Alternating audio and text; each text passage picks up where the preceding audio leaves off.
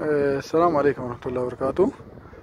Ila bakki isin argitan kun Shaashamannee duwwaa tokko ispaaltii irra jechuudha. Ispaaltii guddicharra gamoon kun faanaadha. Isin argaa jirtan kun faanaadha jechuudha. Ispaaltii irraa meetira meeqa? Karaa tokkoffaarra jechuudha. Ispaaltii taanee karaa tokkoffaadha. Karaa asiin aantu kan irratti kun ispaaltii, kun asiin ammoo hospitaala guddicha Dr. Urgeessaati. Kan agartanii miti. Kun Dr. Urgeessaadha jechuudha. Urgeessaa bidhaa.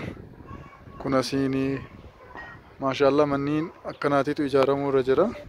Chaarjiin kiyya oduun dhumatiin as keessatti lafa ho'i isinitti agarsiisa jechuudha.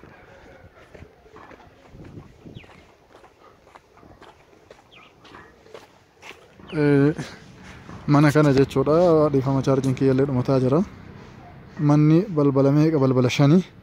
1 2 3 4 5 balbala 5tu irra jira. Qotaariin ifaadhaa galee jira.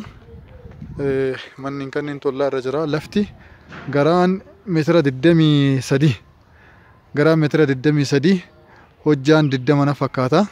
Kaartaa irra ka jiru kaarii 500, lafarratti immoo 550 ta'a jechuudha. Ka duraaniiti, qabiyyee duraaniiti. Qabiyyeemaan jira.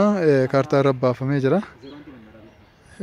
Manna haaraa 01 duwwaa tokko ka ispaaltii Finfinnee fiduu, Hawaasaa fiduu, eessaa fiduu kallattii seenterii irra jira jechuudha bootaan.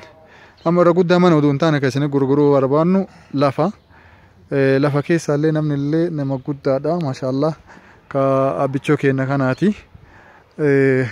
Qe'een qe'ee nagayaati. Nama lamaan illee waliin bitatan kun fuula gaggara galchee kun as gara galchee ijaarata meetira 23 garaani. Hojjaan 20 meeqa ta'a? 25?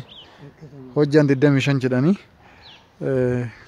Akka ajaa'ibaati kunoo mana adda ta'ee akka barbaadanitti sa'aatii barbaadanii lafaa kaasanii ijaaruun ni danda'ama. Gatiin inni dhumaa miliyoona 4 meeqa jettan? 4 walakkaa jedhanii garuu miliyoonuma 4 qabadhaa koottaa isin jedhisa. Akkas jedhe. Isaan akkas hin jedhinaa jedhaaranii. Kaashii